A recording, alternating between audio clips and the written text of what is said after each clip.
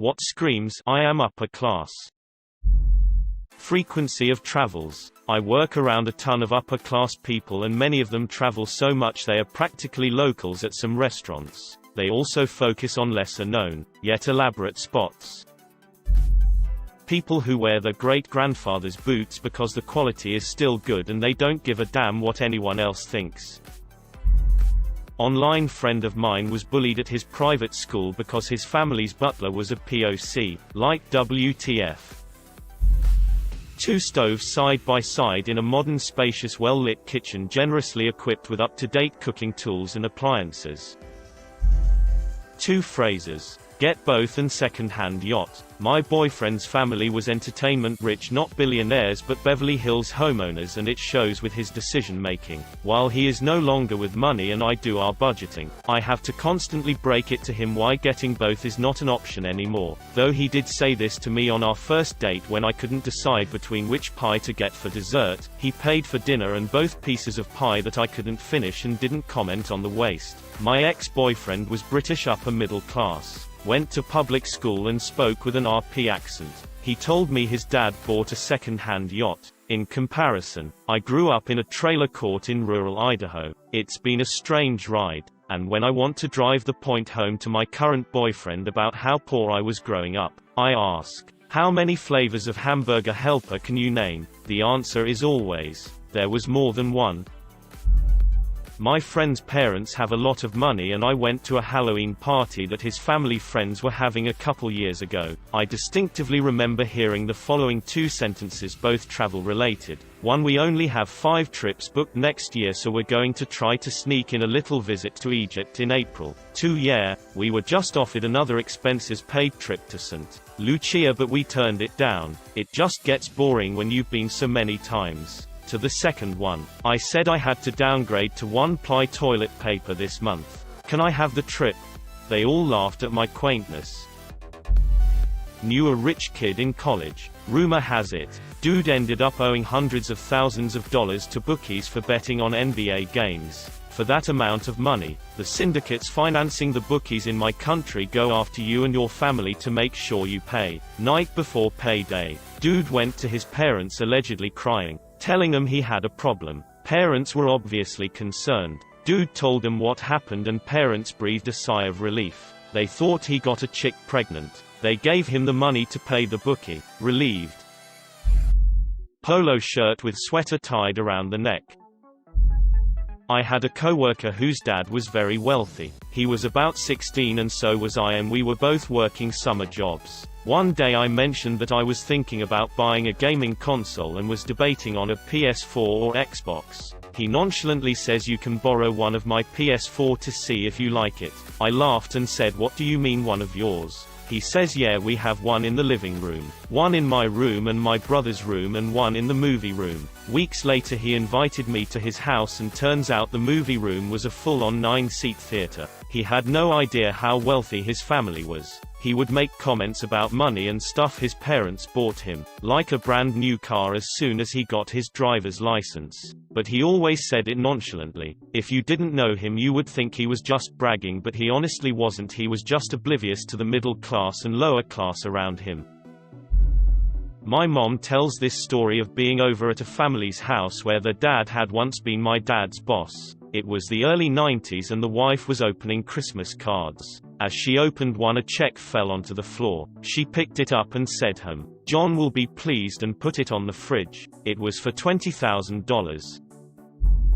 Last year I vacationed at my great-uncle's estate. He owns the company I work for. The week I was there I learned a lot about super rich people. His neighborhood had criteria to move in. Besides being able to afford a multi-million-dollar house, you had to own your own private airplane and a license. The neighborhood had its own private airstrip and gas station for planes. Everyone owned $4,000 plus golf carts. His neighbor would fly his plane around for an hour or so every day. They paint their houses seasonally. A lot of the residents own a horse at the nearby club. Cops pull you over if you drive a bad car in that neighborhood. I told my uncle I was going to a bar. He told me to take the 2018 Lexus. I said, oh well, I'm gonna be drinking so I'll get an Uber. His response: "Well, okay if you say so, it's just a car." The next day, he complained about a $10 pizza being a waste of money. Being on Jeffrey Epstein's flight logs. Personal security for your family, the people you associate with, subtle mannerisms and speech inflections, how you dress, not what you think, particular sense, what times of the day you see them. Particular sense. Yes, it's honestly more that certain scents make someone seem low class. Cheap perfume that you recognize as the kind we wore in middle school. Dollar store hairspray, gel, perfumes or cologne that are way too strong, etc. I know this guy who really wants to make himself look like he's extremely classy, upper class. But he isn't. Money-wise, he grew up lower middle class. And now, he does all right money-wise. But he doesn't have the attitude. His clothes look nice and are always clean and pressed. But he buys brands like Abercrombie that he thinks look really good and expensive, and if he was 14 they would. But he's 25. It's like when a girl buys a cheap-looking Coach purse just because it's designer, not recognizing that all designer brands are not created equal, and she would have been better off buying a nice-looking purse that isn't brand name. The same guy also wears way too much cologne, and again, it's Abercrombie brand, or Old Spice body spray, things like that. He also does things that he's heard of, like holding up his pinky really obviously when he drinks something, that just make him look dumb and don't actually portray a high-class person. I read this study once that said people of lower socioeconomic class prefer stronger scents in detergents because they associate strong scent with cleanliness. Have you smelled the cleaners at the Dollar Tree or the cheap detergent at Aldi? Go to Whole Foods and take a whiff of the $13 bottle of all-natural detergent with essential oils. Ever since I read that study, it has completely changed my perspective on scents and class. Having a $15 million home in the mountains of a ski town, but it's their Christmas house, decorated for Christmas year-round, but they only use it for Christmas. The same thing as being lower class. Having many children. The slight difference. Upper class. Having a live-in nanny and maid to take care of the more unpleasant parts of the parenting job. Lower class. Having a live-in nanny and maid the oldest children to take care of the more unpleasant parts of the parenting job. When you use vacation as a verb, as in, we vacation in St. Barths every winter. PFFT, mere upper middle class. At best, people who matter use the seasons as a verb. Of course, we summer at the Cape and winter in Aspen. And if you have to ask which Cape, you're not fit to open the grey poupon. Honestly, I don't know. I do security for upper-class neighborhoods and condos, and it's the upper-middle-class people that absolutely do the crazy things for status. There was a guy who didn't have a barcode, so he came through the visitor's lane every day. He had a messy car, greasy hair, wore holy t-shirts. He was the nicest guy, but he did seem out of place. One day he was upset people were talking shit about him and I let him vent, and he appreciated that. He came in the next day so happy and was like, "Remember that bitch I was talking about yesterday? Well, I bought her business. Who's laughing now?" So he was, "I can buy your business out of pettiness rich." Which is what I aspire to be. Shopping at Waitrose. Being enormously more concerned about how long something will take to get done, rather than how much it will cost. Not knowing what ordinary things cost, like a banana or pair of socks. It's one banana, Michael, what could it cost? $10. Your hobby is dressage. A trophy wife, husband that is far younger and more attractive than you. My dad invented toaster strudel. No student loans for grad school med, law, business. I do a lot of cable and fiber optic work in an extremely affluent neighborhood in the FL Panhandle, called Alice Beach. I'm talking gross excess when it comes to these houses, but the look on their face when I call their multi-million-dollar villa a townhouse is priceless. When tuna doesn't come from a can, I must be upper class because mine comes from a plastic pouch.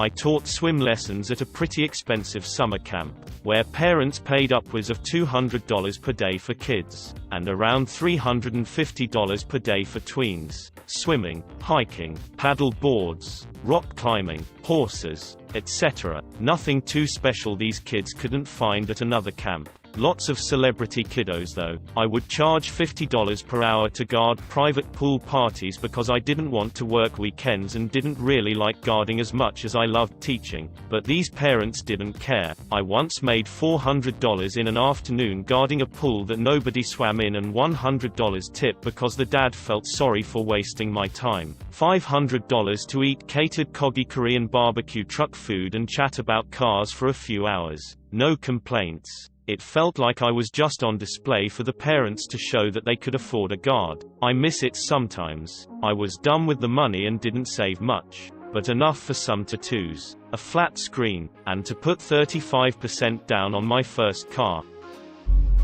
Live-in maid, or the teenage kid has their own new sports car at 16. Calling themselves upper middle class and always trying to relate with middle class people. I understand working for a living. I worked summers at father's hedge fund. The capital gains tax becomes something you notice.